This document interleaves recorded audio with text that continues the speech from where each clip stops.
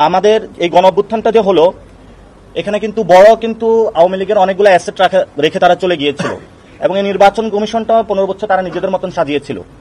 তো এই যে তারা এই গণিমতের মালগুলা রেখে গিয়েছিল, সেই গণিমতের মাল উপদেষ্টা, বিএনপি, জামাত সবাই এই গণিমতের মালগুলো ভাগ করে নিয়েছে এবং রাষ্ট্রের বর্তমান যে অবস্থা, এই ইলেকশন কমিশনও তারা গণিমতের মাল হিসেবে ভাগ করেছে। আর্মি এক ভাগ নিয়েছে, বিএনপি এক ভাগ নিয়েছে, জামাত এক ভাগ নিয়েছে। কিন্তু আমরা তো জনগণের একটা প্রতিষ্ঠান হিসাবে নির্বাচন কমিশনকে দেখতে চাই। এজন্য আমরা ওনাদেরকে বলেছি যে এটা 3-4 দল বা আর্মির অথবা ডিজিএফআই এর একটা আপনি গণিমতের মাল হিসাবে দেখবেন না যে আওয়ামী লীগ রেখে গিয়েছিল পুরো নির্বাচন কমিশন খালি, আপনি রুলস রেগুলেশনের মধ্যে আসতে হবে।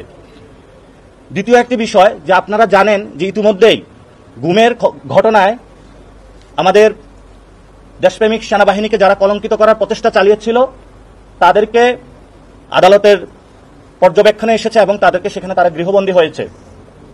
কিন্তু গত 15 বছরে সে সকল ব্যক্তির মধ্যে যেমন জিয়াউল আহসান, আপনাদের নাম জানেন, উনিও এই নির্বাচন কারচুপি থেকে শুরু করে এই প্রতিষ্ঠানটা ধ্বংসের মধ্যে অন্যতম কারিগর ছিল, সেখানে তারও বিচারের কথা রয়েছে।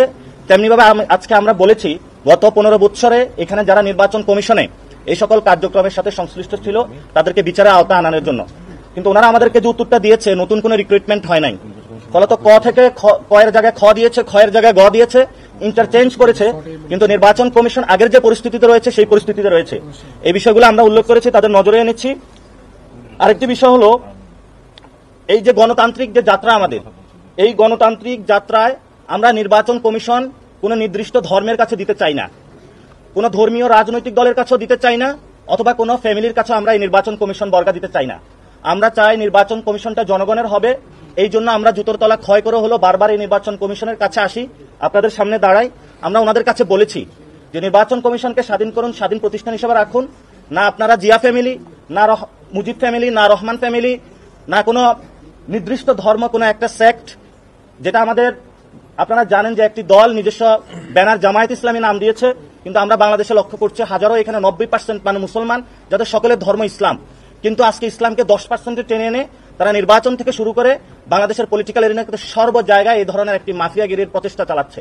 এজন্য আমরা বলেছি কোন নির্দিষ্ট ইসলাম, কোন নির্দিষ্ট ফ্যামিলির কাছে ইলেকশন কমিশন বর্গা না দেওয়ার জন্য, বাংলাদেশের যে জনগণ রয়েছে সকলের কাছে দেওয়ার জন্য, এবং আমরা তাদের কাছেও আহ্বান রাখবো যদি নির্বাচন কমিশন একটি গণতান্ত্রিক প্রতিষ্ঠানে আমরা রূপান্তর করতে পারি, তাহলে যেমন জামায়াত ইসলামী সুযোগ সুবিধা পাবে, রহমান ফ্যামিলিও সুযোগ সুবিধা পাবে, জিয়া ফ্যামিলিও সুযোগ সুবিধা পাবে, সকল মানুষ বাংলাদেশের সুযোগ সুবিধা পাবে।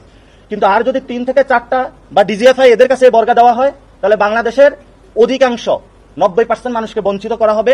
এজন্য বলেছি জনগণের পক্ষে নির্বাচন কমিশনকে দাঁড় করানোর জন্য আমরা তাদের কাছে স্পষ্টভাবে